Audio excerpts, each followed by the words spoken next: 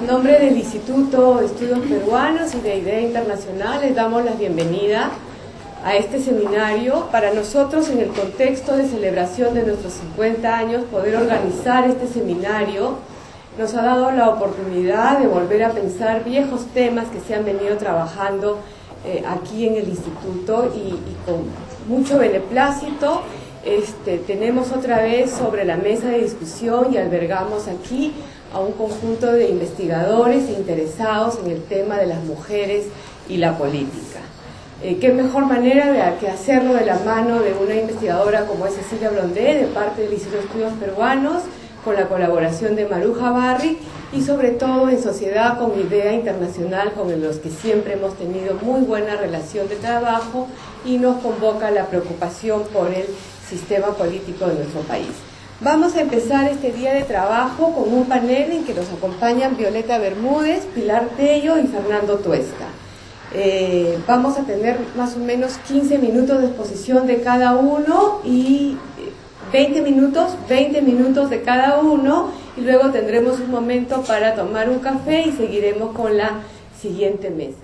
Quiero empezar esta mañana en realidad felicitando al IEP por sus 50 años. En realidad es toda una vida dedicada a la investigación y es una institución que ha producido importante información a nivel nacional. Entonces, antes de empezar, realmente hay que felicitar por la labor que han venido haciendo. Hay gente y personalidades que han estado y están y contribuyen de manera muy importante con información y con el desarrollo del país. Entonces, y por otro lado, quiero agradecer a nombre de IDEA Internacional la oportunidad y el honor de poder participar en esta celebración y en estas presentaciones y en este momento importante institucional para el IEP. Entonces, empezando a hablar de la presencia y participación política de las mujeres, es importante recordar que las mujeres han empezado en la arena política de manera mucho más tardía que los hombres. El primer, digamos, escalón de lo que se refiere a la participación política femenina, que es el derecho a sufragio, ha sido aprobado bastante más tarde que en el caso de los hombres. Hay que recordar que han habido movimientos de mujeres, movimientos feministas que han luchado por empezar a lograr justamente la aprobación del sufragio. Son movimientos sufragistas que se han dado a nivel mundial, empezando en Europa, y después también ha continuado esta corriente a nivel latinoamericano.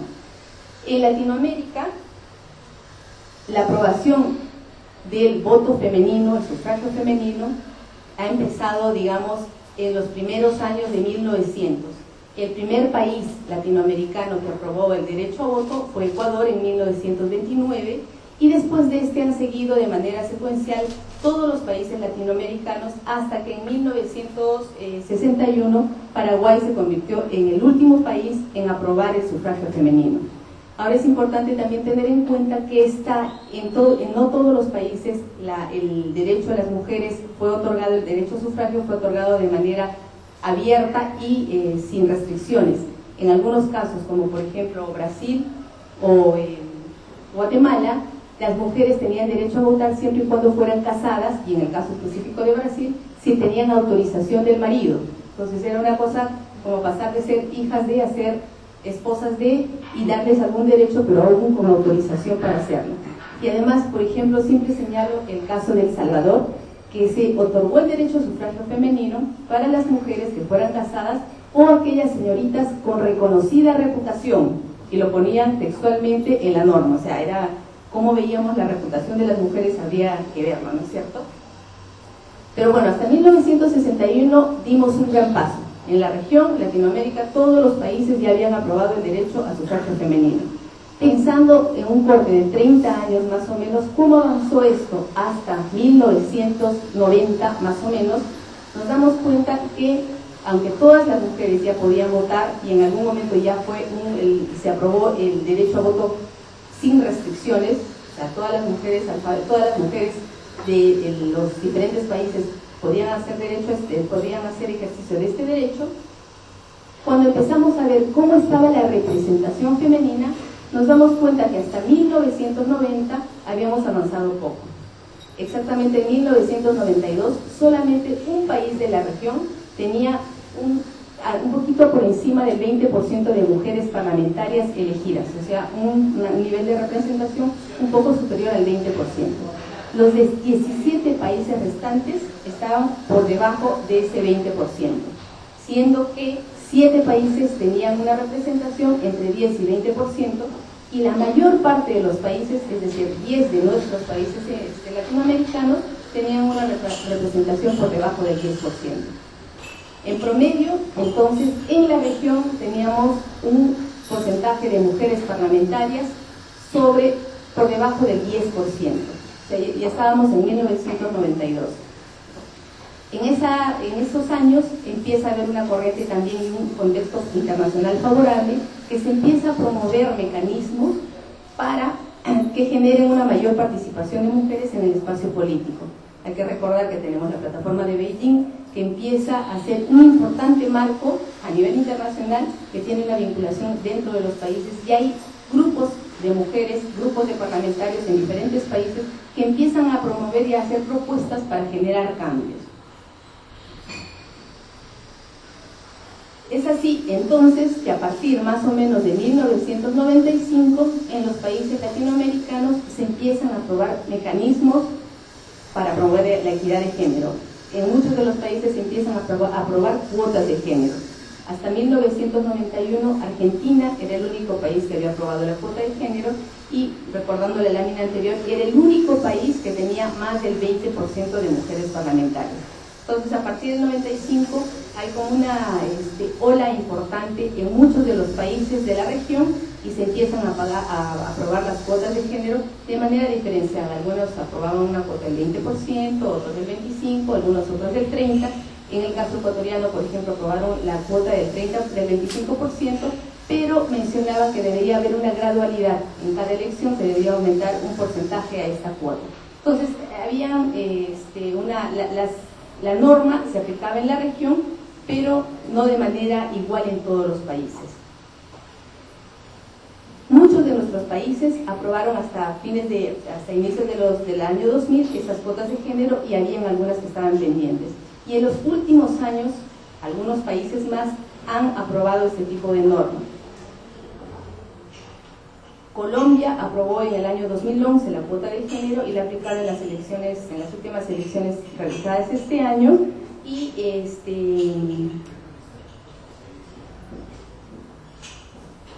Uruguay aprobó la cuota de género en el año 2009, que será aplicada recién en estas elecciones desde fines de 2014, pero de manera inédita va a ser aplicada por primera y única vez. Eso dice la norma, que se aplicará en estas elecciones como única experiencia.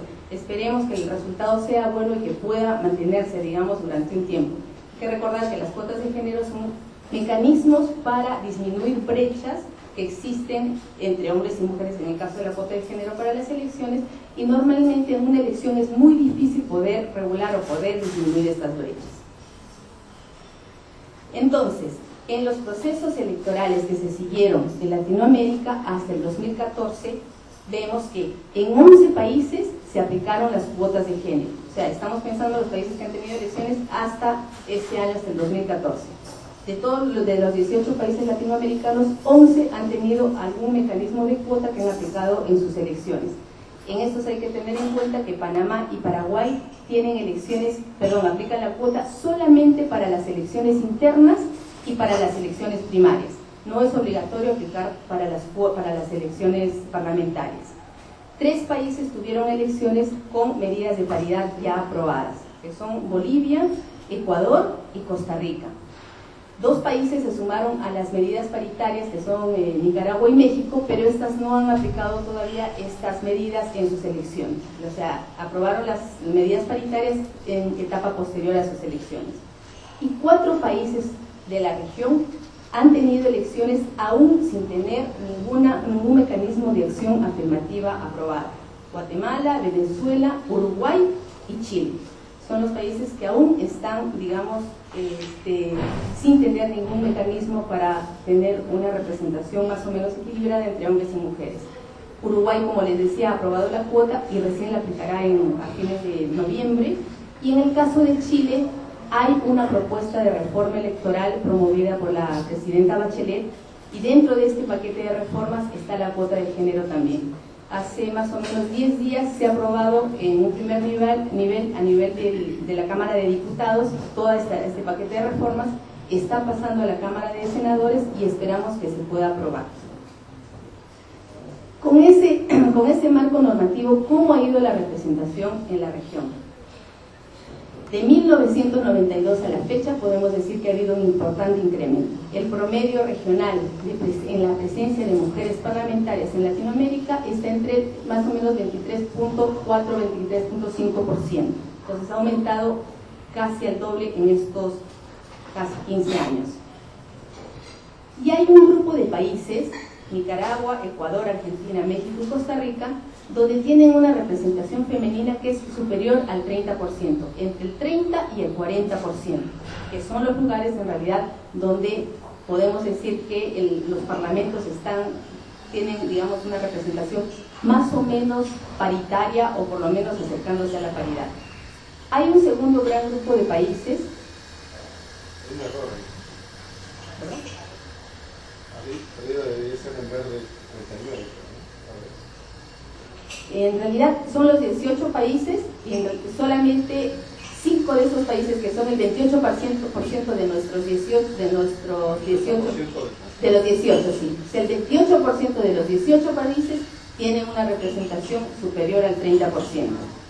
El 33% de los países, que son 6 países de la región, están entre 20 y 30%, ¿cierto? El promedio, dentro de ese promedio se encuentra el Perú. Y hay un grupo de 7 países que son el 39% de la región, donde la presencia de mujeres es la inferior, o sea, está por debajo del 20%. Y es importante acá fijarse que justamente estos países son los que o no tienen todavía medidas o cuotas de género o tienen alguna dificultad. Entonces veamos, los que no tienen todavía cuotas de género aplicadas en las elecciones han sido Chile, Uruguay, Guatemala y Venezuela, que están justamente en la cola de la representación de la región. Están también dentro de este grupo Paraguay y Panamá, que son los que les comentaba antes, tienen cuotas de género, pero solo para las elecciones internas y primarias. Y en el caso de Panamá, por ejemplo, es muy curioso porque existe la cuota para las elecciones internas, pero además la ley dice, y lo dice textualmente, que en caso de que no hubieran suficientes mujeres para completar las listas, entonces se pueden completar con hombres. Entonces es como abrir una ventana para evitar cumplir la norma, y curiosamente la cumplen, o sea, la incumplen. En las últimas elecciones de mayo han habido solamente 18% de candidatas al Parlamento. Y esto es muy curioso, claro, y los partidos normalmente dicen que lo que sucede es que no hay mujeres que quieran participar o no hay mujeres para poner en las listas. Sin embargo, en el caso panameño, el 51% de la militancia es femenina. Entonces, y son mujeres que tienen participación activa dentro de los partidos. Entonces, abrir la puerta en realidad es hacer que la norma pueda ser no cumplida. Brasil es el único país de este grupo que tiene cuotas de género aprobadas. Sin embargo, ellos tienen primero las listas cerradas y desbloqueadas, como el caso peruano, es decir, tienen un voto preferencial. Pero además hay un factor que es clave, creo yo, en el caso brasileño para tener una baja representación en ese país, y es que no hay ninguna sanción al incumplimiento. O sea, dice la cuota que tiene que haber el 30% de mujeres, pero si incumplen las listas, o sea, no pasa nada. Y ese, creo yo, es el gran problema. Además del voto preferencial, que personaliza muchísimo la campaña, la campaña electoral. Entre estos países, además de tener estas diferencias que tenemos en porcentaje de representación, juegan mucho 4 factores. Primero, el tipo de lista. La experiencia comparada en la región muestra que normalmente las listas cerradas y bloqueadas son más efectivas para el cumplimiento de la cuota de género, o sea, logran tener una mayor representación, pero esto es siempre y cuando estén articulados o amarrados con algún mandato de posición. porque pudiera darse, como el caso peruano, para las elecciones subnacionales, que tenemos las listas cerradas y bloqueadas, no tenemos mandato de posición, entonces hay un 30% de mujeres candidatas, efectivamente, pero están al final de la lista, entonces la posibilidad de ser elegidas son mínimas. En el caso argentino, por ejemplo, hay las listas cerradas y bloqueadas y hay mandato de posición. La ley estima de que de cada 3 candidaturas, por lo menos una debe ser mujer. En el caso de Costa Rica son listas cerradas, bloqueadas, hay paridad y hay alternancia, o sea, la lista está construida hombre-mujer, hombre-mujer, hombre-mujer, y muestra tener mayor efectividad. Otro tema que es importante es saber el porcentaje que se estima para mujeres. Hay países tipo Paraguay donde es el 20% de mujeres, la cuota estima un 20% de mujeres en las listas, en otros lugares es el 30%, como el caso peruano, y en algunos otros llega hasta el 50%, como en el caso justamente panameño, aunque se incumple por los otros factores. Y un tema que ha mostrado que es fundamental en este tema son las sanciones. Si las sanciones no implican algún tipo de castigo al proceso electoral mismo, han mostrado no tener efecto. En El Salvador existen sanciones económicas. La ley dice que en caso de que no se cumpla la norma, se les cobra una multa a los partidos, y eso también sucede en algunos otros lugares, no solo de Latinoamérica, sino incluso europeos y algunos otros lugares del mundo. Sin embargo, la experiencia muestra que en caso de haber sanciones económicas, estas son mucho menos efectivas. Hay muchas organizaciones políticas que están dispuestas a pagar la multa y no cumplir la norma. O sea, es más fácil saltarse esto y poder pagar la multa, o tener, en realidad no tener el beneficio económico, pero tener la lista, digamos, más compuesta de manera con candidatos, una mayor candidatura de hombres. Si pensamos entonces en cómo han ido estos procesos electorales y ya hemos visto el marco normativo, también tenemos que empezar a pensar cómo están los partidos, qué sucede dentro de los partidos políticos. Entonces, IDEA ha realizado una investigación junto con el BID, analizando partidos políticos de los 18 países y tomando como muestra a todos aquellos que han tenido representación parlamentaria en las elecciones que tuvieron. Esta investigación se terminó en el 2011, está siendo actualmente actualizada, y los datos que voy a mostrarles son justamente de la investigación de 2011. Entonces son los partidos que han tenido representación parlamentaria, por lo menos un 5% de representantes en el Parlamento, y en algunos casos, como era el caso boliviano, donde había menos representación, o sea, había menos de 5 partidos en la representación parlamentaria, se tomaron aquellos que estaban en el orden que tuvieran representantes para tener por lo menos 4 partidos analizados. ¿Y qué es lo que vemos dentro de los partidos? Al empezar a analizar sus estatutos, nos damos cuenta que hay cierto divorcio entre lo que dice la norma para promover la paridad y lo que efectivamente el partido propone dentro de sus estatutos e idearios. A nivel latinoamericano, solamente un 43% de los partidos incluyen medidas de igualdad o equidad de género. Un 43% también menciona la inclusión de temas de no discriminación, pero no discriminación por diferentes razones, raza, sexo, edad, etcétera, etcétera. Entre ellas ponen el tema de género, o sea, está dentro de un gran marco de no discriminación. Pero un 14% hacen alusión a la no discriminación.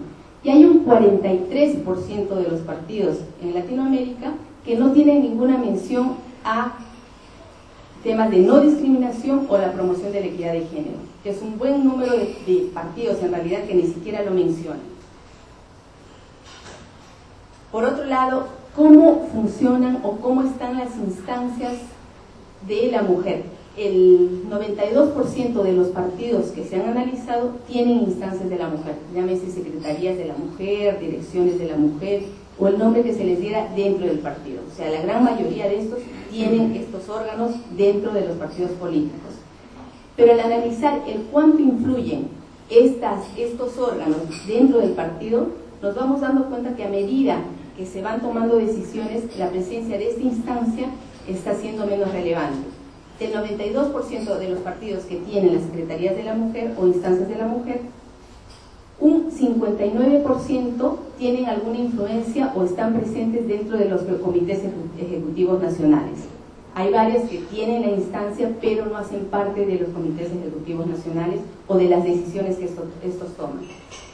Solamente 35% de los partidos incluyen a la Secretaría de la Mujer o esta instancia en la elaboración de los planes de gobierno. Y por lo tanto, muchos de los planes de gobierno no reflejan los temas de promoción de la equidad de género o paridad o igualdad de género dentro del plan mismo. El 33% de los partidos toman en cuenta las decisiones o opiniones de la instancia de la mujer para definir candidaturas. Y solamente el 25% de los partidos, de aquellos que reciben financiamiento público, toman las decisiones incluyendo a la instancia de la mujer. O sea, si nos damos cuenta, en realidad hay un cierto divorcio entre lo que discursivamente puede decir el partido y lo que en la práctica se empieza a promover o ejecutar o desarrollar en la vida partidaria cotidiana. ¿Cómo está la base partidaria entonces? Como les decía, en el caso panameño, muchos de los partidos dicen que no incluyen mujeres en las listas porque no hay mujeres, que es uno de los argumentos que muchas veces se utiliza. Sin embargo, si tenemos una radiografía de la militancia latinoamericana, nos vamos a dar cuenta que en promedio en Latinoamérica el 51% de la militancia es femenina. En algunos lugares es un poco mayor y otros un poco menor. En el caso peruano, en ese estudio que realizamos estaba alrededor del 47%, y en la actualización que estamos haciendo ahora nos damos cuenta que ha subido un poquito, está cerca al 50% de militancia femenina. Entonces hay una buena base de mujeres que están militando y están participando en los partidos. Sin embargo, cuando empezamos a ver la curva de las cabezas de los partidos, los espacios donde se toman las decisiones, nos vamos a dar cuenta que esta base se encoge. El 19% a nivel nacional de las secretarías generales o presidencias de los partidos son ocupadas por mujeres. O sea, si teníamos un 51% de mujeres en la base, solamente 19% están en las secretarías generales o las presidencias. Y teniendo en cuenta ese grupo de mujeres que militan, ¿cómo están ubicadas las mujeres en las listas electorales? A nivel latinoamericano nuevamente, en la región, solamente un 14% de mujeres son cabezas de lista para Cámara Baja o Cámara Única.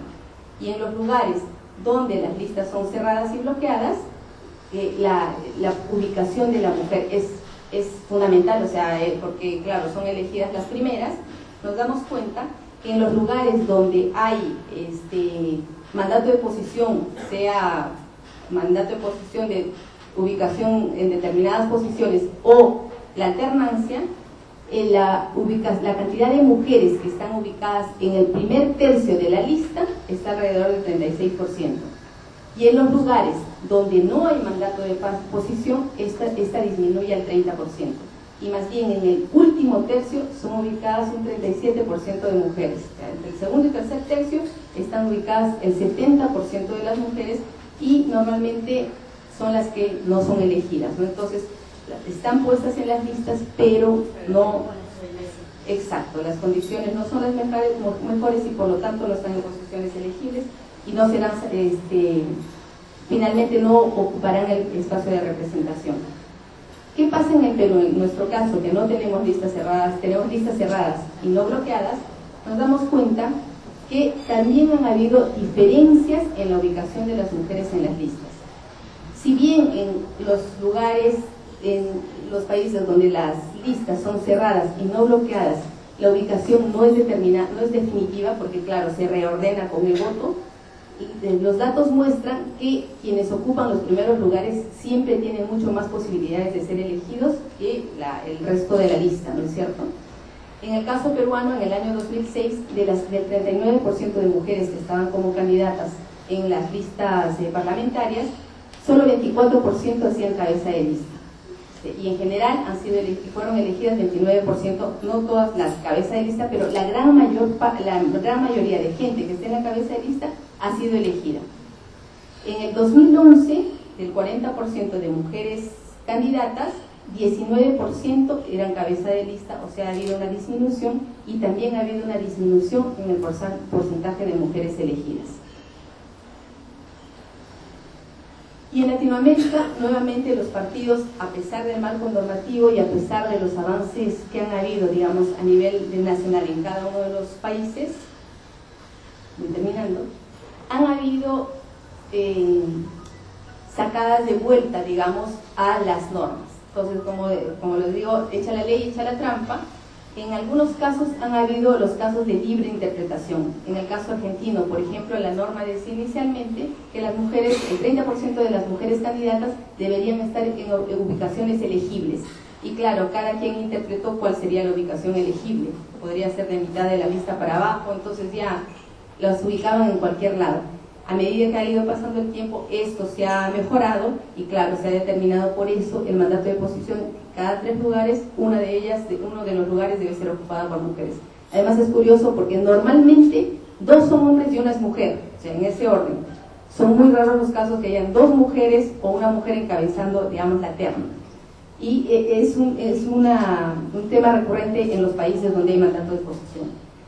Han habido también el caso de las Juanitas, que fue el caso mexicano, o sea, las mujeres eran las titulares de las candidaturas. En el caso de México hay titulares y suplentes.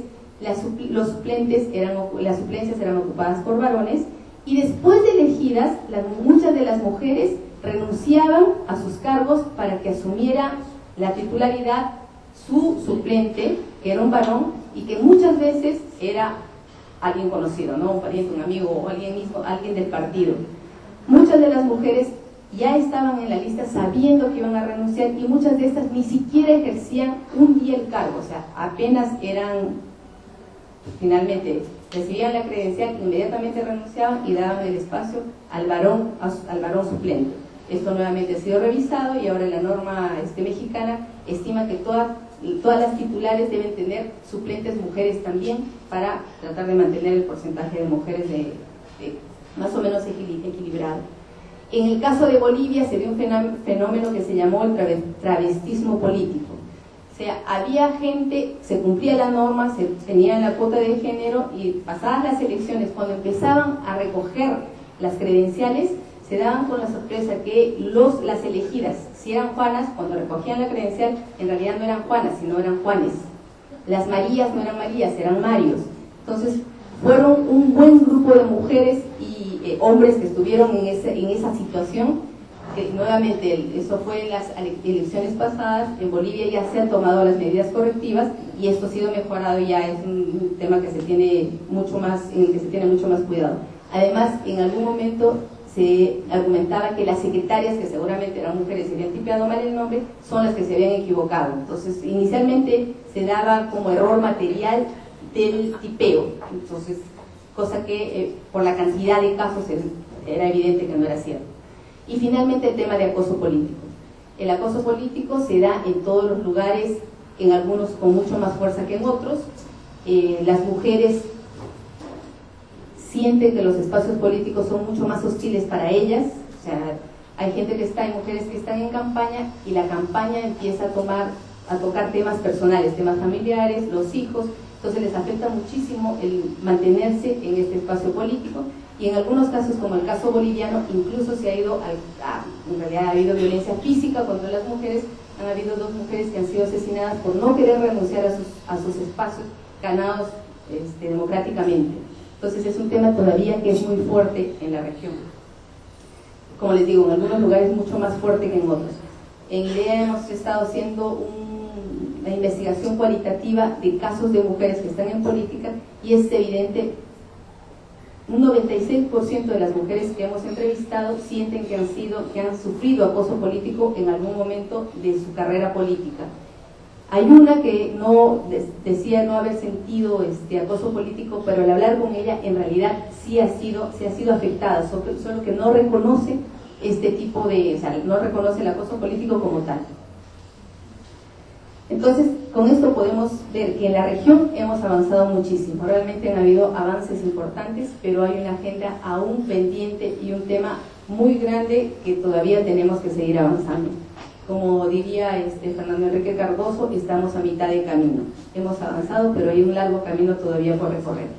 Y en este marco, el trabajo de los partidos políticos es fundamental. Los partidos tienen que empezar a hacer cambios estructurales, tienen que ser un poco más amigables para generar espacios y entornos que favorezcan la presencia y participación de mujeres, y tienen que empezar a hacer cambios que permitan realmente promover una mayor presencia de mujeres dentro del partido y como representantes y representadas, para tener mayor cantidad de representantes dentro de los espacios de toma de decisión. El camino es largo, pero el tema de género o la participación política de las mujeres es un tema que hay que ir trabajándolo permanentemente. Costa Rica, que era el país, digamos, bandera en representación parlamentaria, en las últimas elecciones ha disminuido casi en 6 puntos en el porcentaje de mujeres parlamentarias.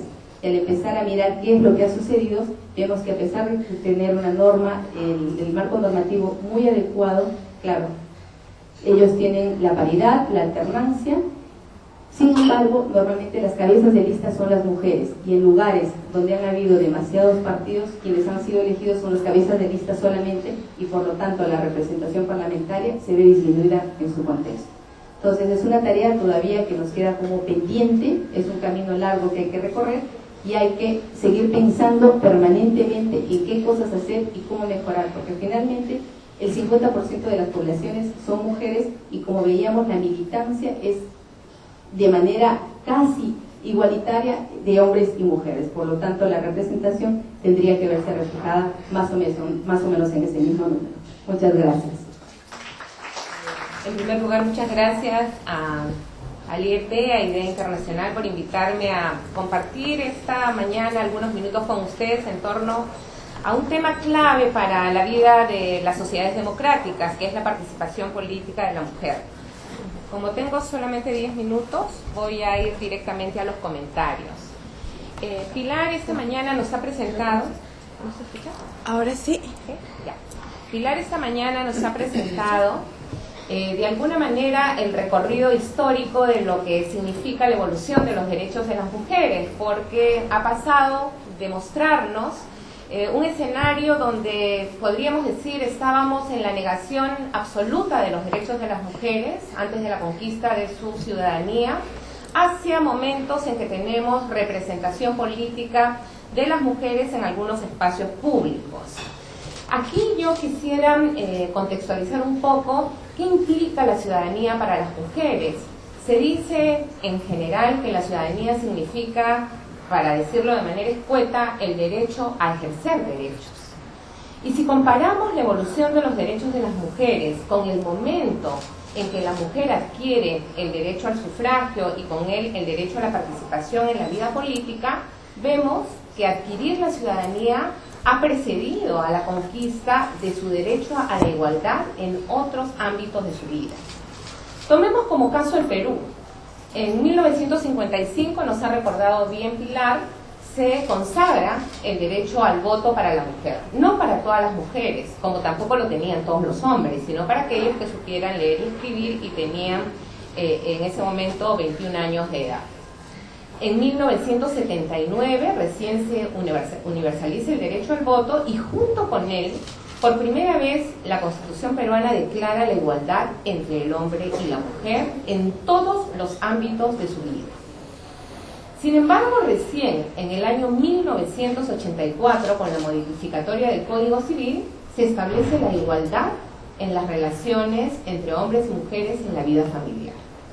Es decir, las mujeres teníamos ciudadanía desde el 55, o un grupo de mujeres, extendida en el 79, y recién en el 84, una mujer casada podía decir que tenía el ejercicio del poder dentro del hogar en la misma medida que lo tenía el marido. Podía decir porque eso decían las leyes, pero sabemos que las leyes no cambian de manera inmediata los comportamientos ni las relaciones al interior de unidades familiares.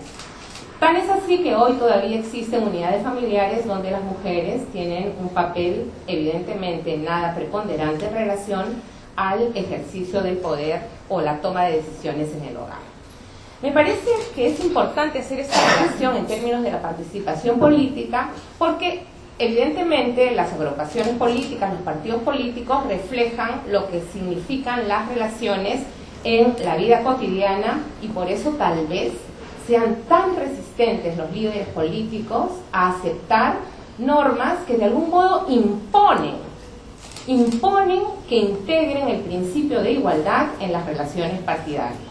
Porque todavía siento, después de tantos años de trabajar en estos temas, que hay una resistencia ahí soterrada para lograr, o para impedir, un cumplimiento eficaz de la cuota. Y ahí también creo que la presentación que nos hace Pilar esta mañana nos debe motivar a reflexionar si es importante hablar de una cuota de género o recuperar el inicio, el origen de la cuota como un mecanismo de acción afirmativa para la mujer, para la participación política de la mujer. Porque en los últimos tiempos, yo que he sido una promotora y sigo siendo lo de la paridad flexible, rígida, como sea, me he puesto a pensar si eso quizás está despolitizando lo que significa el impulso de una cuota como medida de acción afirmativa para la mujer. Porque cuando la ponemos neutral en términos de género, en realidad lo que estamos poniendo es una cuota para los hombres. Estamos diciendo, en el caso peruano, y la conformación de las listas así lo expresa, tal como ha presentado las cifras en América Latina, en Pilar, la mayoría de agrupaciones políticas no pasa de incluir más de un 30% en su oferta electoral. En el mejor caso, en el Perú, se ha presentado en la última elección un 39-40% de mujeres en promedio.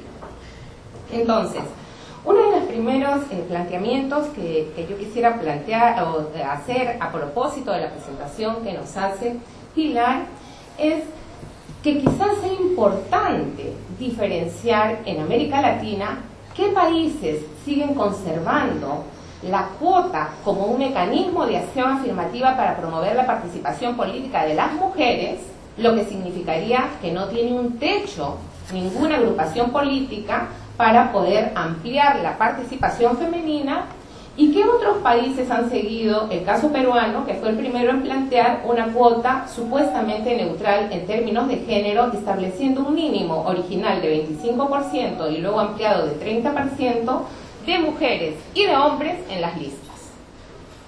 Si establecemos un mínimo de mujeres y de hombres en las listas, le quita el carácter de acción afirmativa. ¿Cuándo los hombres han estado representados en menos de 30% en una lista electoral? Antes de la existencia de la cuota, ni después de la existencia de la cuota. Cuando hemos tenido una lista, yo recuerdo una vez en unas elecciones municipales, hubo una lista solo de mujeres en un distrito de Ayacucho. Hoy día no puede haber ni una sola lista solo de mujeres, obviamente ni solo de hombres, en ningún distrito electoral. Entonces, hablar de la cuota de género e incluso de la paridad estaría despolitizando una acción afirmativa. Creo que es un tema que deberíamos plantearnos, porque al despolitizar la acción afirmativa, en realidad no estaríamos generando conciencia respecto de una situación de discriminación. Quizá nosotras mismas, al plantear medidas paritarias, estamos partiendo de un supuesto de que hombres y mujeres estamos iguales en la sociedad, como somos iguales en la militancia partidaria, debemos tener representación equivalente. Pero este discurso, si bien es cierto y lo valido, opaca muchas veces, o quizá en la generalidad de veces, de que estamos ante una medida antidiscriminatoria. Y por tanto, a mí me gusta mucho la propuesta que en el año 2012 hizo el Jurado Nacional de Elecciones, cosa que para mí representa un cambio, y para todos y todas representa un cambio en lo que significan las propuestas de medidas de acción afirmativa, porque siempre estas medidas han sido promovidas por las mujeres, organizaciones feministas, organizaciones de mujeres, y adoptadas, hechas suyas por parlamentarias mujeres, en su mayoría, y algunos hombres como Javier Díaz Canseco, que fue, yo diría, el pionero en plantear estas medidas a nivel normativo. ¿Qué planteó el Jurado Nacional, o qué plantea el Jurado Nacional de Elecciones en su propuesta? Plantea claramente que se debe establecer que las listas de candidatos para elecciones al Congreso y representantes al Parlamento andino deben estar compuestas por un número no menor del 30% de mujeres. No nos pone un número no menor del 30% de hombres, que es lo que dice hoy la norma sobre cuotas. Esto significaría que las agrupaciones políticas podrían poner hasta 100% de mujeres en sus listas.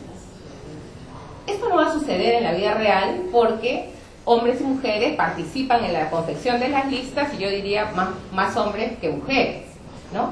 Sin embargo, está recuperando la esencia de una medida de acción afirmativa para que un grupo de personas históricamente excluido del escenario público haga visible su presencia en las listas de postulación al Congreso, en este caso, y al Parlamento andino. Igualmente, proponen que esta misma fórmula tenga un espejo en la lista de accesitarios. Si la mujer va al número 1, el accesitario número 1 tendrá que ser mujer. E introduce también algunas medidas que ha desarrollado rápidamente por razones de tiempo Pilar, como la alternancia en la confección de las listas. Entonces, para ir cerrando, porque solamente tengo 10 minutos, yo plantearía que sí coincido perfectamente en que sí han producido cambios sustanciales. Cambios sustanciales en la presencia de las mujeres en política. Hoy día nos estamos refiriendo básicamente en espacios de elección popular, pero también hay presencia de mujeres en los gabinetes, hay mujeres jefas de gobierno. Entonces se va generando también un lenguaje, vamos a decir, simbólico de las mujeres, que las mujeres pueden acceder a cargos de elección popular o a cargos de designación en la esfera política. Sin embargo, desde mi punto de vista, para avanzar un poco más, porque ya han pasado años, desde el 97, años en la aplicación de la cuota, y no vemos avances sustantivos, o vemos altibajos, porque en la elección anterior había 29% mujeres, hoy día hay 22% en el Parlamento, vemos altibajos, es necesario pensar no solo en medidas complementarias, sino desde mi punto de vista, en reivindicar la cuota como una medida de acción afirmativa para las mujeres y de esta manera hacer visible que aún subsiste una discriminación contra la mujer en la arena política. Gracias. Bueno, mi felicitación al Instituto de Estudios Peruanos por este medio siglo.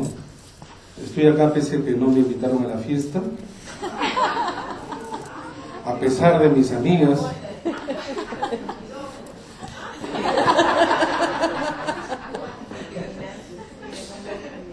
Iba a decir además que es un gusto estar con viejas amigas, pero mejor digo buenas amigas. Bueno, interesante lo de Pilar, con esta sistematización que hace en la investigación de IDEA, muy de acuerdo con Violeta, que nos hemos encontrado en innumerables mesas y muchos años en composiciones que yo comparto.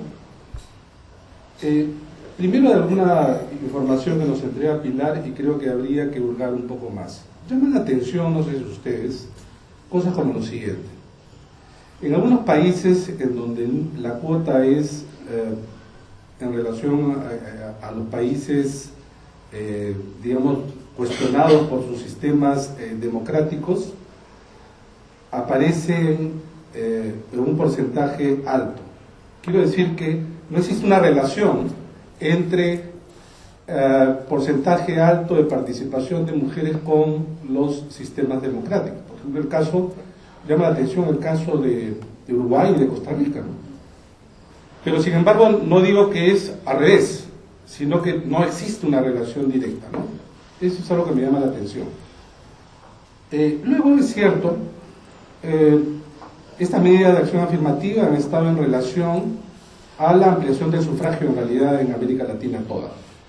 Derechos como, por ejemplo, el derecho de participación de los residentes en el extranjero, o introducir el voto a los miembros de Fuerzas Armadas y fuerzas policiales, constituye una gama también de ampliación de derechos en su conjunto, y ciertamente dentro de ahí el tema de las cuotas de mujeres.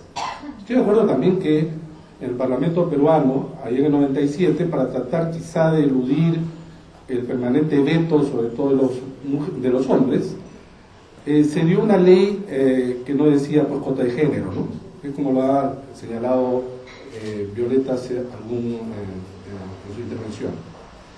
Eludir eso era eludir en realidad un tema, pero que sin embargo podría entenderse en el marco de una seria resistencia para colocar justamente el tema de cuota en la Ley Orgánica de Elecciones.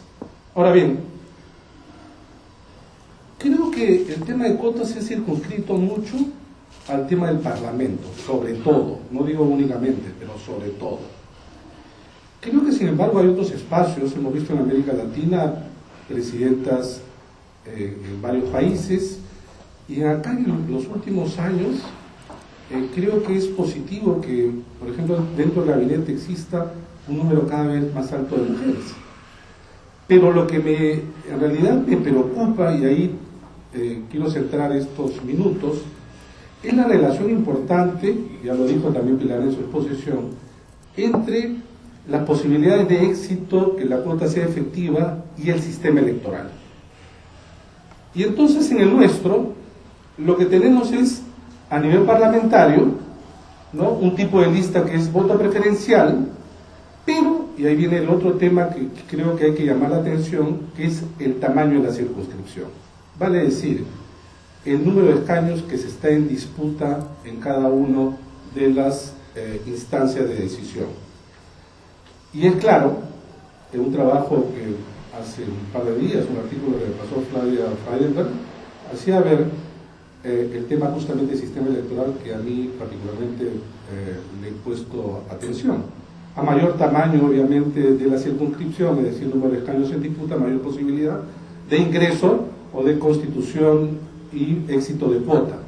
A menor tamaño, obviamente, menor la posibilidad. ¿Y en el Perú cómo es? En el Perú tenemos un parlamento súper representado con 130 escaños, y por lo tanto muchos de los departamentos tienen un número pequeño de escaños en disputa, salvo Lima, que tiene 36. Entonces ahí hay un primer problema. Yo no estoy de acuerdo en muchos casos cuando se trata de eliminar el voto preferencial, que algunos grupos o personas dicen, si es que no hay alternancia, nos quedamos con el voto preferencial. Yo creo que el voto preferencial es nocivo para todos, hombres y mujeres, y sobre todo para las organizaciones partidarias. Pero si uno baja al siguiente escalón de representación, la cosa es mucho más problemática. En este momento, ¿dónde se ha fijado una mayor concentración de poder en el Perú en los 10 últimos años? ¿Saben dónde? En las presidencias regionales. Y en las presidencias regionales, ahí no tenemos casi mujeres. Casi mujeres. Y entonces el tema de cuota hay que discutirlo. Peor aún, a partir del 2010, con la modificatoria de la ley de elecciones regionales, se ha dividido la conformación de la lista, en primer lugar, entre el vicepresidente y vicepresidente y el Consejo Regional. Pero acá viene el tema y el gran problema y el gran riesgo para la participación de las mujeres, y por eso creo que está disminuyendo. En primer lugar, porque ahí no hay cuota, puede ser presidente y vicepresidente, por un lado. Bueno, se ha hecho esto bajo la fantasía que la segunda vuelta al balotaje va a traer mejor representación. Por eso lo tuvimos en 2010 y lo tenemos ahora en 2014. Pero además, los consejeros regionales eligen uno promedio, uno por provincia, donde ahí liquidas cualquier cuota. Liquidas cualquier cuota. En segundo lugar, a nivel ya municipal, provincial y distrital, el problema efectivamente es que es lista cerrada, pero la gran mayoría de distritos tienen 6 miembros, alcalde y 6 regidores. La lista que gana tiene 5, incluido el alcalde. En realidad no se ha fijado en la importancia que tiene el puesto número 2. El puesto número 2 es teniente alcalde, y el teniente alcalde siempre entra en las listas, digamos, importantes. Porque si ganas la alcaldía, está de teniente alcalde, y si pierdes, entra por lo menos el primero de la lista. Siendo así las cosas, y habiendo más o menos revisado alguna data, y en términos de reforma, pues quiero ir de frente al tema, me parece extremadamente reduccionista pelear solamente por un tema de cuota en el Parlamento, incluso alternancia, incluso frenando la reforma para eliminar el voto preferencial, colocando como condición que si es que no hay alternancia, esto no procede. Es mucho más importante, creo yo, pelear por un tema sí de paridad en términos de presidencia y vicepresidencia, y sí ir en contra de aquellos que alientan la fantasía también de importación de estos modelos de representación de distritos uninominales, donde simplemente la cuota no solamente va a desaparecer, sino la posibilidad de participación en entornos altamente machistas como son los nuestros. Simplemente digo, estos números que ha mostrado Pilar se van a reducir sustantivamente. En concreto, hoy efectivamente, como lo ha señalado Violeta, hay un cambio en los organismos electorales.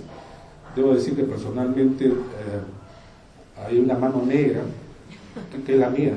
Entonces, estamos peleando para estas cosas, en las propuestas que se están haciendo, pero debo decirles, bueno, algo que usted ya debe saber mucho, ¿no? Que en el Parlamento hay una seria resistencia. He sido y soy asesor de la Comisión de Constitución, y hablar de cuotas simplemente es, digamos, algo que se rechaza porque desarrolla alergias inmediatas, ¿no? Entonces, pero yo creo que la agenda debe ser un poquito más alta. Yo creo que es importante la presencia, por ejemplo, de mujeres en el gabinete. Luego es importante, creo, que se introduzca y se pelee por el tema de cuotas en las direcciones partidarias. Los números que ha mostrado Pilar en relación a la militancia, desde mi punto de vista, yo lo pondría entre paréntesis. Las listas de los miembros de los partidos que aparecen en el registro de organizaciones políticas del Jurado Nacional de Elecciones es más que fantasioso. Ustedes pueden creer que en el Perú tenemos partidos de más de 150.000 militantes en la vida, pues, ¿no? Y todos ponen cientos y cientos de miles. Y ahí, por cierto, utilizar el nombre y el DNI de una mujer puede ser de las cosas más sencillas. Entonces, yo quisiera que también pongamos atención a algunos números cuyas fuentes, digamos, son dudosas, por decirlo menos. Y creo pelear el tema de la cuota sí, pero en esta perspectiva mucho más amplia, en donde el nivel subnacional, desde mi punto de vista, es fundamental, porque finalmente, hombres y mujeres, cuando se participa en este ámbito de poder, se requiere hacer política. Y política requiere también experiencia, y experiencia se logra también de los niveles subnacionales, y me parece fundamental. Pelear solamente para cuota parlamentaria me parece limitado. Estando de acuerdo con ello, creo que habría que ampliar la mirada, y espero que quizás estos datos que les estoy dando puedan servir por lo menos para llamar la atención. Muchas gracias.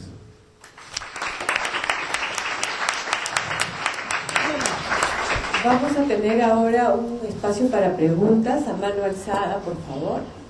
Muchas gracias al panel. Creo que ha sido muy interesante tanto la presentación, este mapa que ha hecho Pilar Tello, y los comentarios. Quiero detenerme en el comentario de Violeta sobre cómo la cuota despolitiza.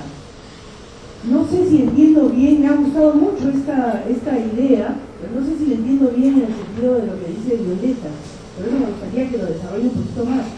Porque yo creo que en el momento en el que se pone un mínimo o un máximo como obligatoriedad, parecería que las mujeres como que se recuestan en esta, y así lo entendería yo, en esta idea de politización, se recuestan en la obligatoriedad de que de todas maneras van a haber un 30% de más o menos, y por lo tanto ya no la pelean más. no sé si ese es el sentido, pero en todo caso creo que habría algo de eso también. Y además creo que no sé hasta qué punto esto del reloj biológico tiene que ver con la participación de las mujeres en la política. No sé, por ejemplo, si a partir de todo ese tiempo de cuotas hay mucho más capacidad y posibilidad de las mujeres para actuar en política e interés de las mujeres para entrar a la política, porque uno lo ve, como dice Fernando, desde el punto de vista normativo y básicamente centrado en cuestiones de parlamento, pero podríamos estar hablando de una presión importante de parte de las mujeres para entrar a cargos de poder, ya no solamente en la política, sino también en directorios de empresas, en otro tipo, en sus propias empresas, en otro tipo de ámbitos, y ahí es donde no me sale el tema, no me cuadra el tema de la maternidad, que finalmente termina siendo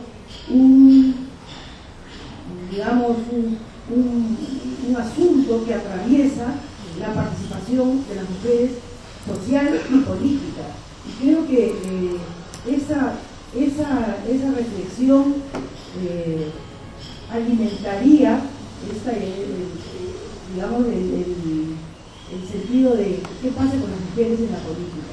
Y lo segundo que quería, que ya lo voy a hacer más rapidito, es recordar que estamos llegando a ese tema de las mujeres en la política después de haber tenido desde el fines de los 70 y los 80 una tremenda participación social de las mujeres, que sí fue muy mejor cubierta, digamos, en términos analíticos, y que se explicaba en ese momento por la oportunidad, es decir, la crisis económica que sacó a las mujeres a la calle, ¿no?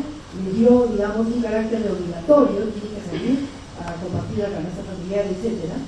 El discurso feminista, ¿no?, del 75 en adelante, y luego el soporte que fue las iglesias, las parroquias y el trabajo de las propias feministas, ¿no? Entonces, de ahí es que venimos después a pensar en mujeres en la política, y más bien nos estrellamos con una realidad en la que había una tremenda distancia entre la acción social y la acción política, ¿no? Y entonces a partir de ahí es que viene el asunto de la violencia, del asedio, del acoso, de la cuestión de la maternidad, etc. Y de las dificultades, se comienzan a plantear las dificultades en un escenario nuevo como es el escenario de la política, que era gobernado por los hombres, ¿no? Gracias. Escuchamos y de ahí pasamos. La señora de... Gracias. Mi nombre es Marcela Saldarriaga. Gracias. Mi nombre es Marcela Saldarriaga, soy presidenta de una asociación civil, Unión Nacional de Mujeres Organizadas. Y bueno, primeramente agradecer al panel la información que nos ha dado, muy amplia, y yo quisiera basarme en un hecho concreto.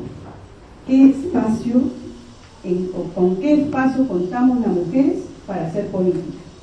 ¿No? Porque si bien es cierto, nuestro país pasa por una crisis de los partidos políticos, yo no me siento ubicada ni podría sentirme representada por partidos políticos que solamente se activan en épocas electorales.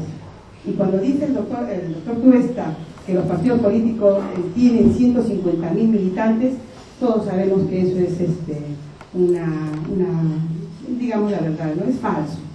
Porque con cuántas bases partidarias, militantes cuentan los partidos políticos a nivel nacional que activan, que hacen un trabajo político en sus bases. Entonces vemos pues que estos partidos políticos son espacios que se utilizan para poder llegar al poder de una manera muy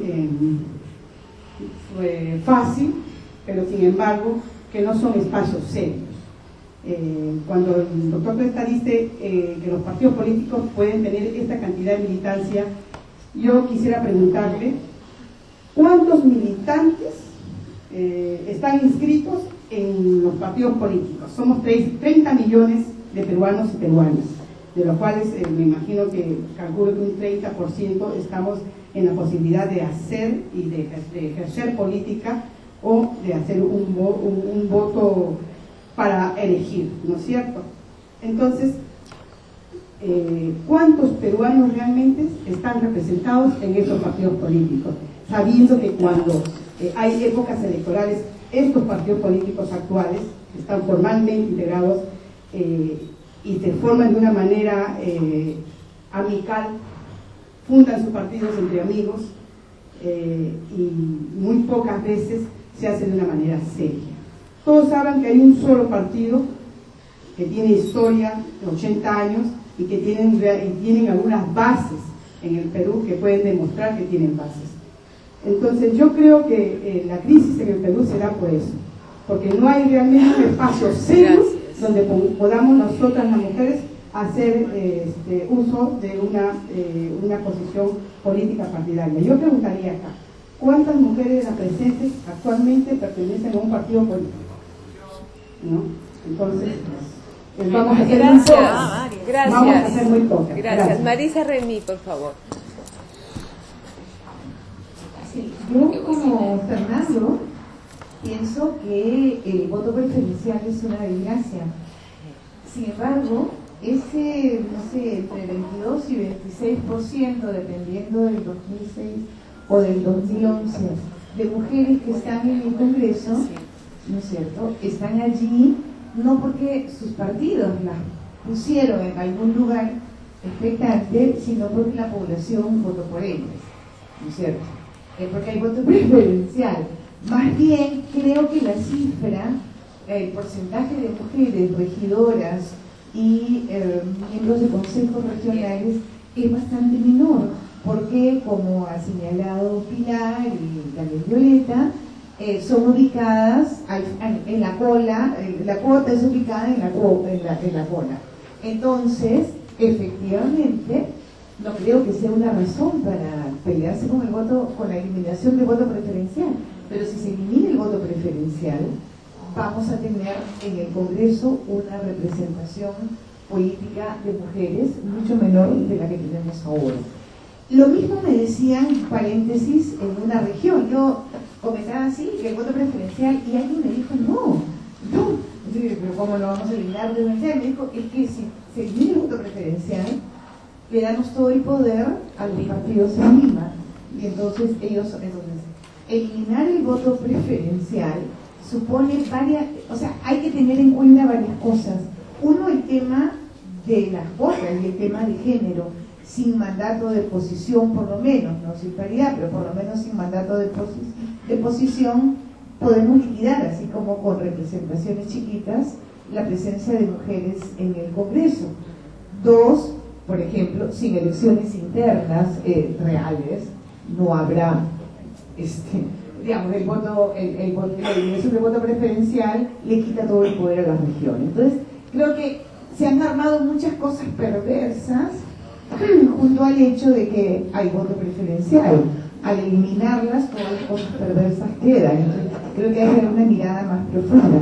Sobre la cuestión del mandato de posición, no sé si... nunca hemos intentado una iniciativa legislativa, por ejemplo. Requiere, no sé, 60.000 firmas, supongo, 70.000. Y menos una iniciativa de referéndum, podría ser.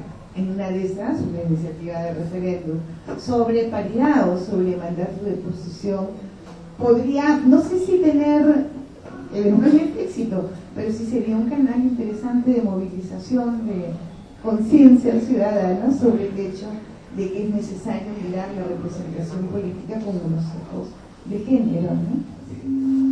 La señora de beige.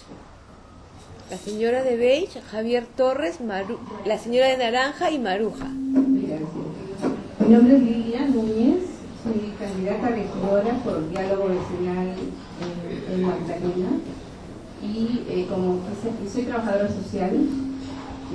Como antecedente voy a señalar que he vivido 20 años en Chile, he trabajado con mujeres en organizaciones sociales y también en el ejercicio profesional de las políticas públicas dirigidas a mujeres. Me interesan mucho los dos temas. No voy a mencionar el tema de cuotas porque es un tema más técnico que tiene mucho debate todavía por desarrollarse, pero además porque como muchas mujeres yo desconfío mucho de las medidas que ponen límites o barreras. Generalmente la lección histórica es que las mujeres siempre perdemos cuando pasa eso por restricciones. Estoy más por el hecho de hacer las reformas reales de políticas que permitan liberalizar la participación política de las mujeres. Y voy a referirme a la parte de la importancia de los partidos políticos, ¿no? Quiero referirme a una anécdota. Estuve haciendo un doctorado hace 10 años y creo que las mujeres necesitamos ser escuchadas también. Creo que, no sé, si no, paro ahí. Preguntas al panel, señora. Es que no es una pregunta, es en realidad un comentario, si me lo permiten. Estuve analizando el tema de la ciudadanía femenina, de las mujeres que salimos del país, y mi jefa de tesis me dice: ¿hay ciudadanos en el Perú? Y me dejó helada. Entonces, esa pregunta que me ofendió en un principio me hizo pensar y sigo pensando al respecto. Entonces, creo que el tema de los partidos políticos, creo que el tema de la pregunta si las mujeres queremos estar en política, las mujeres estamos en política, lo que no significa que aceptemos necesariamente pasar por los partidos políticos. Coincido con Marcela en el sentido de que necesitamos refundar el concepto de política, necesitamos reordenar o reconstruir los partidos políticos, porque he visto acá como en el centro de Santiago o en la parada se compra un voto o un nombre con su DNI a cambio de una bolsa de fideos. Lo he visto, ¿no? Entonces, en ese sentido, para terminar mi comentario, pienso que la presencia de una mujer en la lista no garantiza a las mujeres en general que ella nos vaya a representar. Y hay ejemplos en el Parlamento. Voy a dejar ahí mi comentario. Muchas gracias. El comentario tiene que ver con lo del voto preferencial, lo que se ha planteado. Porque quizás una manera de repolitizar los partidos sea eliminar el voto preferencial, porque el efecto inmediato va a tener que ser obligar a hacer por el control de los partidos.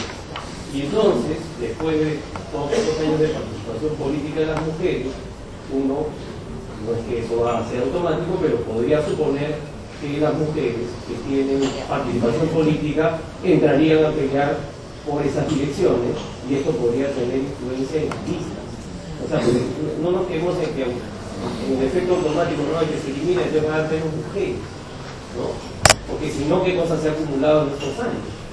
¿No? Eso por un lado. Y la pregunta es, se habla mucho de cifras, pero ¿cuánto cambió la política con la implementación de todas estas políticas de cuotas y todo lo que se ha mencionado? O sea, ¿cambió o no cambió? Pues estamos básicamente en lo mismo, porque la idea no solamente era que las mujeres participen, sino que las mujeres participaban trayendo una agenda que no era la misma que tenían los varones. Agradecer por el tema que se ha tratado y habernos contextualizado en la importancia de la mujer en política a nivel de Latinoamérica y en nuestro país. Al margen de hablar del tema de cuotas, lo que sí me ha interesado mucho es el tema de provincias, de los gobiernos regionales que ha manifestado el doctor Cuesta, donde sí se tendría que trabajar y hacer cambios importantes, donde hay el alcalde y la teniente alcaldesa, el presidente regional, etcétera. Se tendría que trabajar porque ahí sí podríamos movilizar la participación de la mujer y a nivel nacional. No estamos hablando solamente de cuotas de género, la alternancia, etcétera, sino los cambios que se tendrían que dar en esta parte para que la mujer tuviera una mayor presencia y sobre todo en nuestras provincias, en nuestros distritos y a nivel regional. Yo creo que ese es un tema importante y esto es un momento oportuno para poder tomar eco y trabajar en estos temas. Tal vez en algún momento pues se pueda traducir ante el Congreso, hacer los cambios respectivos. Eso es todo. Gracias. Soy periodista, tengo Laura Río de la Institución de Federación del Cuerpo P. Y mi pregunta es, más allá del tema de género, yo creo que, no sé si el Estado está generando realmente las condiciones para que haya mujeres realmente capacitadas en la vida pública, ¿no? Si no se deberían poner, por ejemplo, restricciones a los partidos políticos para que no lancen voleibolistas o bebés a la candidatura congresal, sino realmente mujeres técnicas que vengan de universidades prestigiosas, ¿no? Creo que ahí también hay un tema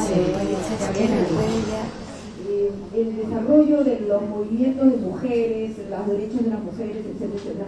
Todo eso se ha generado cuando se abrió la democracia. A partir del año 2000 fue fuerte, pero también a partir de 1980, donde después del golpe de Estado, las mujeres comenzaron a organizarse, etcétera. Entonces, bajo un contexto de democracia abierta, se desarrollaron los derechos o se implementaron los derechos de las mujeres. Mi pregunta ahora es, ¿por qué? Primero que no existen partidos, o sea, hay una relación entre democracia y organización política. Los partidos ya no son partidos, son agrupaciones empresariales, son grupos personales, organizaciones personales para candidaturas, etcétera, etcétera, donde la cuota entra como un agregado más que los dirigentes varones, los propietarios de los partidos, lo asumen, pero no bajo el contexto de una participación política amplia, donde las mujeres pueden plantear sus derechos, inclusive las más revoltosas al interior de los partidos, son sancionadas. Entonces no son las que llevan los primeros puestos, los segundos, los que llevan son las añalleras, generalmente, ¿no? Por decir entre comillas todo esto, con el respeto que todas las añalleras y todas nosotros nos podemos merecer. Yo creo que sí, porque tienen logros, tienen valores, tienen cuestiones muy importantes también, ¿no? A nivel de comportamiento interno, comportamiento político sobre todo. Entonces, las mujeres lo que hacen es seguir al interior de los partidos, los que están establecidos, yo estoy hablando del APRA, estoy hablando de la Acción Popular, estoy hablando de Lo Posible, como estructuras, no como organizaciones actuales. Entonces, ¿cómo nos lanzamos? O sea, yo tengo interrogantes, ¿cómo se haría para que las mujeres participen más en estas organizaciones que son altamente personalizadas y en estos momentos donde la democracia no funciona, la democracia pública no funciona? No hay elementos, por mucho que se diga yo tengo derechos, simplemente pueden callar, ¿no? Y sobre todo con un elemento más que se ha agregado, la corrupción y el narcotráfico en los gobiernos locales, en las regiones, en los gobiernos provinciales, etc. ¿Vamos a cerrar? Sí, vamos a cerrar. Acá hay una última que es la que ha pedido la mano y vamos a cerrar con esa, por favor. Pregunta corta. Estar en política, en realidad, tiene un costo bien grande. Nosotros las mujeres nos utilizan muchas veces como accesorios en política y muchos partidos políticos hablan de democracia y sin embargo internamente no la respetan. Mi pregunta es la siguiente: aparte del Jurado Nacional de Elecciones y la OMPE, ¿hay un ente más que pueda controlar a los partidos políticos a respetar a las mujeres, a respetar los cargos políticos, a ejercer la política en sí dentro de los partidos políticos? Porque muchas veces hay muchas mujeres de acá quizás que no pertenecen a un partido político, pero las que pertenecemos y llevamos años atrás somos constantemente atropelladas. ¿Por qué? Porque simplemente viene de la noche a la mañana fulano, sultano o mengano de un maletín de plata y tu militancia, tu trayectoria es atropellada. De pronto de la noche a la mañana, como paracaidistas, llegan y ocupan los primeros cargos en política e incluso son candidatos o candidatas al Congreso. Ojalá que adelante, muchas gracias a IOP por tomar cartas en el asunto en el tema de mujeres y ojalá que constantemente también lo hagan dentro de los partidos políticos, que hablan tanto de democracia, sin embargo cada día somos atropellados. Gracias.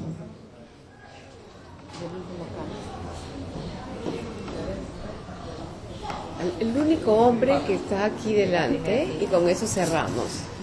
Gracias por la primero. Entonces, para ser muy breve, en realidad, quisiera retomar lo que mencionaba Fernando sobre este tema de que solamente el análisis se ha focalizado mucho en el tema parlamentario. Creo que a nivel subnacional, tomando en cuenta 3 elecciones subnacionales que ya hemos tenido en el sistema político peruano, es importante tomar en cuenta que no es una casualidad, cuando miramos las cifras, que cerca del 5 al 15% nada más de mujeres han sido candidatas a los puestos de alcaldías provinciales, alcaldías distritales y presidencias regionales, mientras que 35 a 45% han sido candidatas a los cargos de consejerías regionales o consejerías distritales. ¿Por qué digo esto? Y ahí quisiera llamar la atención por un comentario de Fernando, y es que el diseño institucional electoral también juega ahí un rol importante, y es que la ley orgánica de municipalidades termina siendo, como muchas veces se ha dicho, alcaldiza, ¿no? Entonces a mí me causa impresión, y me parece que no es una casualidad que en todo caso esta cuota llega a ser como resultado en el sistema electoral solamente a estos cargos, ¿no? Creo que todavía se necesitaría profundizar en el análisis de estos cargos, ¿no? Unos minutos Muchas gracias. Muy rápidamente, han habido un montón de preguntas y comentarios, así es que tratando de agruparlos, empezando con el primero que comentó Ceci, en realidad en relación a esta suerte de reloj biológico. Claro, en realidad la maternidad de mujeres políticas es una dificultad para quienes quieren ejercer o quieren ser militantes o representantes, ¿no? Y esto se conjuga con el tema de que los partidos son espacios no muy amigables para las mujeres.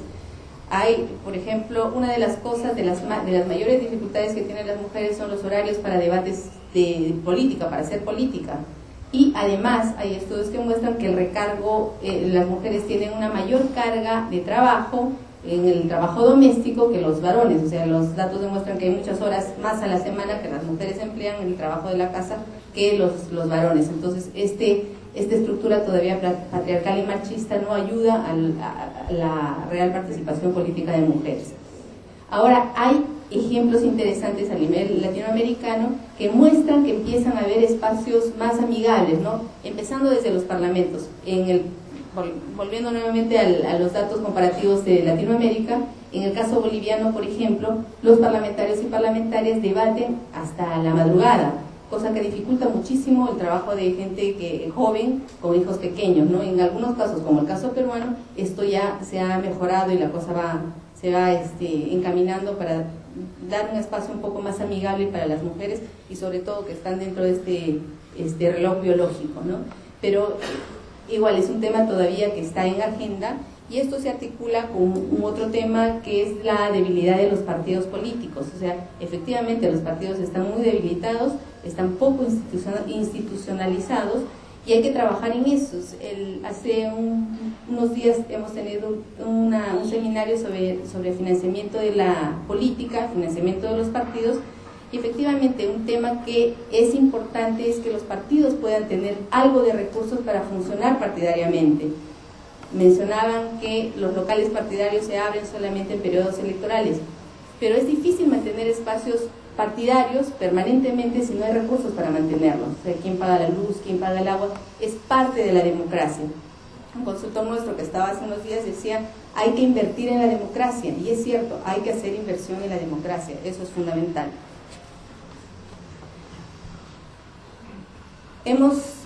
Han habido varios temas que han salido en relación al voto preferencial. Yo coincido con Fernando, creo que el voto preferencial es realmente muy dañino tanto para la democracia como para los partidos políticos. O sea, con el voto preferencial la campaña se personaliza demasiado, cada candidata o candidato tiene que tener los recursos para hacer su propia campaña y no para el partido, y esto afecta incluso mucho más a mujeres que a hombres, porque el capital relacional, el capital económico muchas veces es menor en el caso de las mujeres que en la de los varones. Pero creo que esto, o sea, el voto preferencial, yo sí personalmente creo que habría que pensar en ver la manera de eliminarlo, pero esto tiene que estar acompañado necesariamente con un tema de democracia interna. O sea, tiene que haber democracia interna, tiene que haber procesos claros donde realmente los partidos elijan y donde sí se impulse una mayor presencia de mujeres que puede de alguna manera ayudar a tener mujeres, más cantidad de mujeres que van a los espacios de representación. Yo sí creo que teniendo listas cerradas y bloqueadas, o sea, eliminando el voto preferencial, es importante sí trabajar con mandato de posición. Si no es la alternancia, deben haber mandatos, o sea, mecanismos para tener posiciones en mujeres, las mujeres en posiciones elegibles. Creo que sí es fundamental. El tema de capacitación de mujeres capacitadas, en realidad es uno de los mitos que se utiliza muchas veces a nivel nacional, o sea, no se ponen mujeres en las listas porque hay pocas mujeres capacitadas, y en realidad yo creo que hombres y mujeres tienen que estar bien capacitados para participar en política. Si se cuestiona, o sea, no se puede cuestionar solamente que las mujeres no estén capacitadas, que además no es cierto, hay muchas mujeres que están capacitadas, pero además el tema de capacidad no es exclusivo para mujeres, o sea, es para todos, o sea, hombres y mujeres tienen que estar capacitados para participar en política, y no puede ser el tema, no hay mujeres capacitadas y por lo tanto no las ponemos en la lista. Es una cosa que es recurrente y no es cierto, o sea, es un mito que tenemos que empezar a desterrar. Además, en el Parlamento hemos visto que hay ejemplos claros de hombres que también han estado metidos en problemas tanto de corrupción, problemas mediáticos, o sea, ese no es un argumento como para no incluir más mujeres o pensar en más mujeres en los espacios políticos. Y finalmente, alguien comentaba al final que es un problema el tema del dinero. Hay mucha gente, muchas candidatas que están en los espacios especialmente subnacionales y claro, con un poco gente que aparece con más dinero, las quita del espacio para la competencia electoral. Lamentablemente es una realidad, o sea, es cierto. Un estudio que estamos trabajando de manera cualitativa muestra que en las últimas elecciones los criterios que han primado, digamos, para la definición de candidaturas es los vínculos con gente del mundo empresarial, gente con vínculos con gente del mundo mediático. Entonces, cosas que van debilitando no solamente a los partidos, sino a la democracia, y de alguna manera afecta más a mujeres que a varones. Gracias. También trataré de responder o comentar rápidamente sobre por qué afirmé que desde mi punto de vista la cuota de género ha despolitizado de algún modo la reivindicación por la participación política de la mujer. Porque hoy día se usa casi como sinónimo medida de acción afirmativa para promover la participación política de la mujer con cuota de género. ¿Y qué es la cuota de género? La cuota de género exige que las listas de postulación tengan un porcentaje mínimo de mujeres, pero también un porcentaje mínimo de hombres. En otras palabras, nos plantea un escenario en que tanto hombres como mujeres necesitan garantizar su presencia en las listas de postulación. Los hombres ya la tienen garantizada históricamente. Al plantear una norma con esas características, entonces estamos planteando o se está traduciendo en un discurso de que la sociedad requiere que las listas presenten hombres y mujeres. Y el discurso de la medida de acción afirmativa es que las sociedades requieren promover que más mujeres ingresen a política, y por eso se exige a los grupos y partidos políticos que por lo menos consideren una base mínima garantizada en su oferta de presentación de candidaturas a elecciones por el voto popular. Pasó lo mismo, para tratar de hacer un símil, con el tema de violencia contra la mujer. Al aprobarse una norma de violencia o la violencia familiar, para erradicar la violencia familiar, se invisibiliza lo que es la violencia contra la mujer, y han tenido que pasar casi 20 años para que se discuta una norma específica sobre feminicidio. Cuando en 1993 y 94 se discutía la ley contra la violencia a la mujer, se dijo, bueno, la mujer no es la única víctima, también son todos los integrantes del grupo familiar. Entonces se invisibiliza la reivindicación del reconocimiento de un derecho. A eso me refería Ceci cuando señalaba que hablar de cuota de género despolitiza de algún modo, la exigencia de un derecho político de las mujeres. Se ha comentado también el tema de las elecciones subnacionales. Yo no me he referido al respecto porque, como estábamos viendo más bien el panorama en América Latina, sin embargo, creo que lo que trae Fernando es muy importante porque es claro que donde no hay cuota, no hay mujeres, o hay poquísimas mujeres. Él ha mencionado los casos de elecciones a presidencias, vicepresidencias regionales y a alcaldías. Pero veamos también en el Tribunal Constitucional. No hay cuotas, una mujer, ¿no? Con la justa 1 de 7. La Corte Suprema, no hay cuotas, 3 de 18, ¿no? Entonces, realmente es necesario que exista este tipo de medidas de acción afirmativas porque todavía no se ha generado una conciencia social de la importancia que las mujeres también estén representadas en toma de decisiones políticas. ¿Hay más mujeres en los consejos de ministros? Sí, pero esto todavía, como es voluntario, dependerá de los vaivenes de la política o de quien haga la convocatoria a ocupar estos cargos públicos, ¿no? Entonces sí creo que es importante la existencia de medidas de acción afirmativa y, reitero, creo que hay que ser visible que estas medidas son para favorecer la presencia de los grupos que tradicionalmente han estado excluidas de la toma de decisiones políticas. Sobre la eliminación del del voto preferencial, yo también comparto la idea de que es importante su eliminación. Si bien no creo que se deba plantear como una condición, si eliminas el voto preferencial tenemos que buscar otros mecanismos, sí tiene que complementarse. Yo no lo vería como como una condición, sino más bien como una medida comprensiva de otras que garanticen que las organizaciones políticas van a efectivamente respetar el derecho de las mujeres a participar en la política y por tanto estar en posiciones con posibilidades de salir elegidas. De verdad, yo creo que sin voto preferencial los resultados serían totalmente distintos y estoy segurísima, todos sabemos quiénes toman las decisiones en los partidos, que salvo con contadas excepciones las mujeres no estarían en lugares preferentes. Manuela Ramos hizo un análisis de las elecciones del año 2006 y del 2011 en relación a cómo ayudó el voto preferencial a hombres y mujeres. Y en el año 2006 en el Parlamento, del total de mujeres elegidas, 46% obtuvo votos que le permitieron reubicarse en una mejor posición que el número que les habían asignado frente a un 33% de hombres. Y en las últimas elecciones, por efecto del voto preferencial, un 50% de mujeres elegidas mejoraron su ubicación frente a un 43% de los hombres. Eso significa que los números que tenían estas mujeres estaban por debajo de una posibilidad real de ser electa. Reitero, sí eliminemos el voto preferencial porque creo en todo lo que se ha señalado y no lo voy a repetir, pero garanticemos mandato de posición, yo estoy por la alternancia en realidad, que obligue a los partidos a ser más democráticos y ofrecer una lista compuesta por hombres y por mujeres. Finalmente, Javier ha hecho un comentario muy importante respecto a cuánto ha cambiado, cuánto ha incidido la presencia de las mujeres en la política. Bueno, sabemos que la política lamentablemente cada vez está más devaluada, pero vamos a dar un dato objetivo.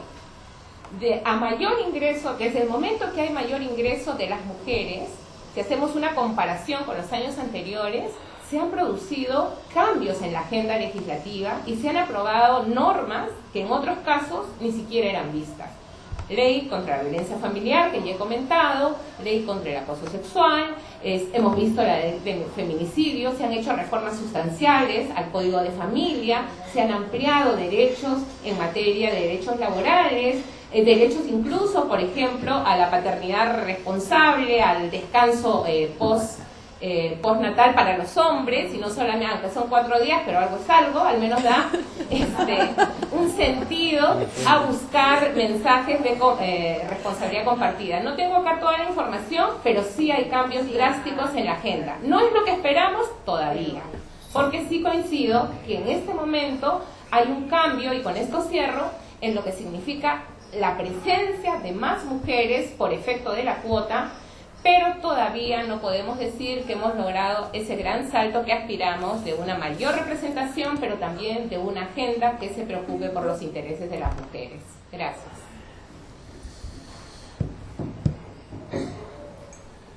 Cuando estudiaba se hablaba de la crisis de los partidos. Cuando yo no estudio se habla de la crisis de los partidos, hace 30 años. No hay una crisis que dure 30 años, ni sistema que lo soporte. Yo prefiero no utilizar el término. Que tenemos partidos precarios sin duda, y hemos colocado cuotas frente a supuestas instituciones que se manejan no solamente con formalidad, sino con cierta fluidez. Y entonces me reafirmo en los términos siguientes. Es necesario, de manera conjunta, hombres y mujeres, en apuntar a hacer lo posible por colaborar en la reconstrucción de partidos. Sin partidos no hay democracia. No hay democracia, o no hay buena calidad de democracia. Ahí sí hay una relación directa. No hay una buena calidad de democracia con partidos desastrosos, ¿no? En consecuencia, el voto preferencial ha destrozado el sistema partidario peruano. Y por lo tanto, no podemos decir, hay que mantener la cuota, así los partidos estén destrozados por esto.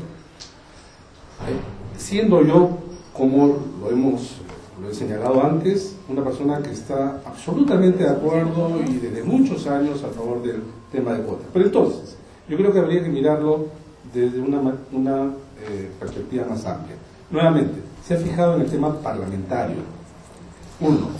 2. Es un tema estrictamente numérico. Yo prefiero que hombres y mujeres que se elijan de los partidos sean de mejor calidad.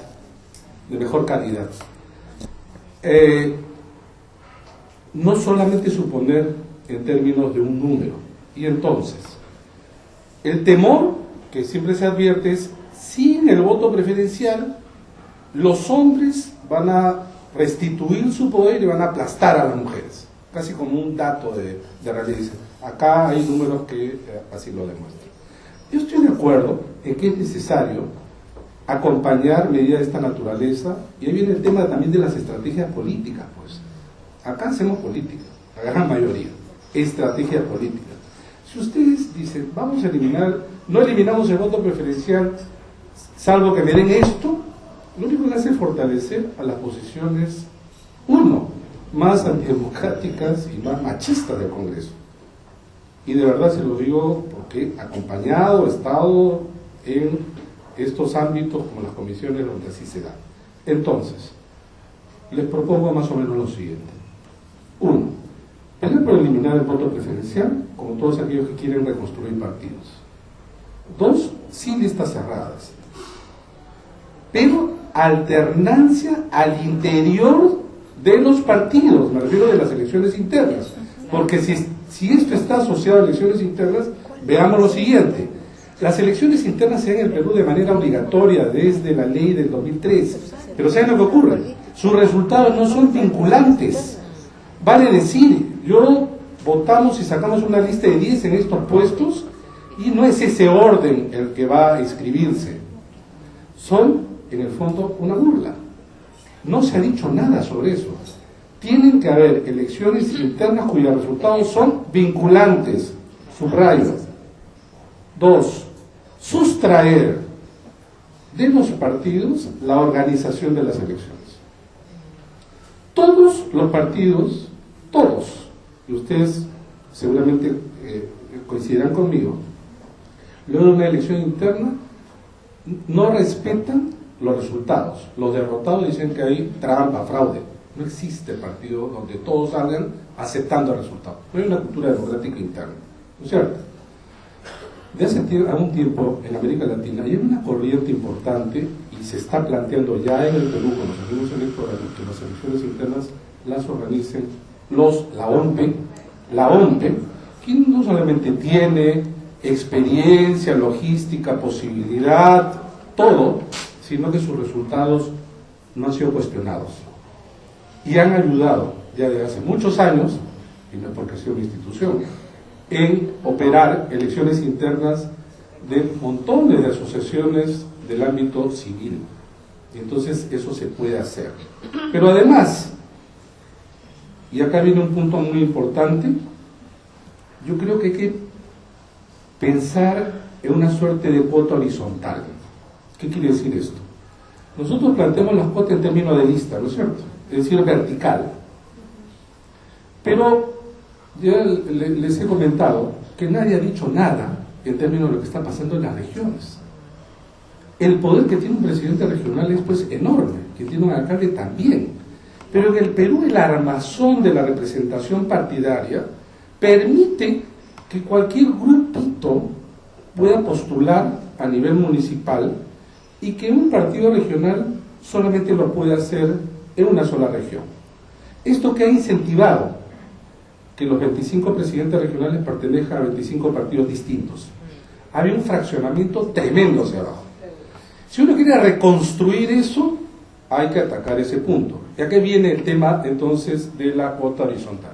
Yo prefiero que me digan, partido, tú tienes que tener 30% de cabezas en las listas que presentas a nivel regional, municipal, provincial o distrital. Prefiero eso que la cuota vertical. Y prefiero también que me digan, digo, la cuota horizontal en términos de cabezas de lista a nivel parlamentario. En realidad, esto yo sé que puede ser un tanto más difícil, pero a su vez es mucho más efectivo. Los partidos no se van a jugar de ninguna manera por colocar a personas, digamos, que no tengan experiencia, capacidad, o en todo caso, ahí sí se juega el poder. Ahí sí se juega el poder.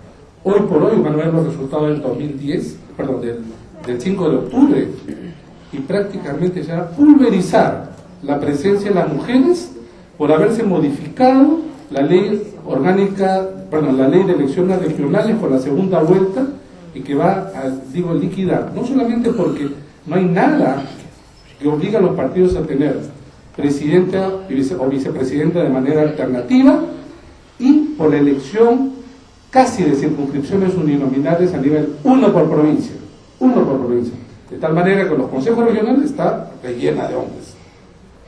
Otro dato que ustedes deben, digo ustedes, yo también, observar lo siguiente.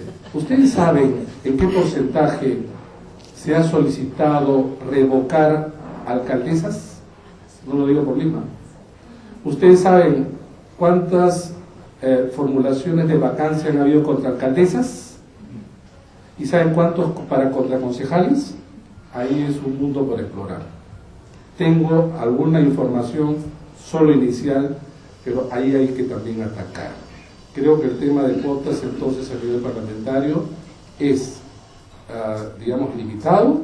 Creo que dar una mirada mucho más amplia y hay que tratar de encontrar recursos mucho más imaginativos que permitan justamente una participación mucho más amplia, mucho más profunda de algo al que estamos realmente juntos. Reconstruir partidos es una tarea conjunta de hombres y mujeres. Pese que en esta sala estamos tan reducidos en términos de votos. Gracias. Muchas gracias a ustedes.